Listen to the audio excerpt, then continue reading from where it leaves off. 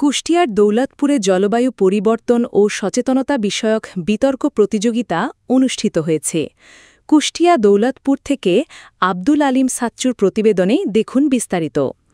রবিবার ৩১শে অগাস্ট দুপুরে উপজেলার খলিশাকণ্ডী বালিকা মাধ্যমিক বিদ্যালয়ের উদ্যোগে অত্র প্রতিষ্ঠানে এই বিতর্ক প্রতিযোগিতা অনুষ্ঠিত হয়।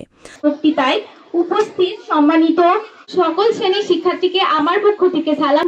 বেশি করেছে ২০টি উন্নত দেশ। প্রতিষ্ঠানের প্রধান শিক্ষক মোহাম্মদ জাহাঙ্গীর আলমের সভাপতিত্বে অনুষ্ঠানে প্রধান অতিথি ছিলেন খলিশাকণ্ডী ইউনিয়ন বিএনপির সভাপতি মোহাম্মদ মহসিন আলী।